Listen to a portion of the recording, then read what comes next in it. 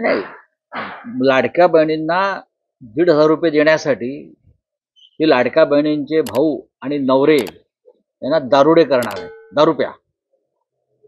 1,500 रुपयासाठी संपूर्ण महाराष्ट्रात दारुडा करण्याचं त्यांचं जर योजना असेल तर ती अत्यंत गंभीर आहे. दारूचं दुकानं वाढवणार, त्यानंतर मी ऐकलं की ड्राय डे कमी करणार, जे काही दिवस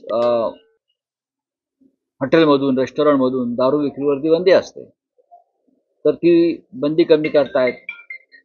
त्यानंतर शॉप्स आणि मॉलमधून सुद्धा दारू विक्री करण्यासंदर्भात काही प्रपोजल आलेला आहे, किंवा घरपोच दारू काही राज्यात आहे, त्या संदर्भात एक काही करून लाडक्या बहिणींना 1,500 देण्यासाठी घराघरात दारू पोचवा, असे एक नवीन विजन यांचं दिसतं आहे.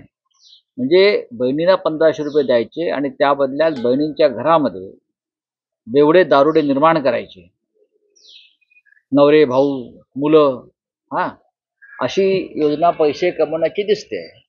संजय राऊतजी यांच्या प्रश्नाची उत्तरं खरं तर द्यावीच का, इतके बालिश प्रश्न ते विचारत आहेत. मला व्यक्तिगत कोणावर आरोप करायचा नाही, पण संजय राऊतजी, तुमच्या माझ्या घरात जर कोणी माता भगिनी कमवत असेल तर ती स्वकष्टाने, स्वपायावर, स्वकर्तृत्वाने, स्वअधिकारात जर तिला काही मिळत असेल किंवा ती कमवत असेल तर तो दुरुपयोगच होतो, त्यातनं दुरुपयोगच केला जातो. असा जावई शोध लावणं या अजून आमच्या लाडक्या बहिणींचा अपमान करण्यासारखं आहे.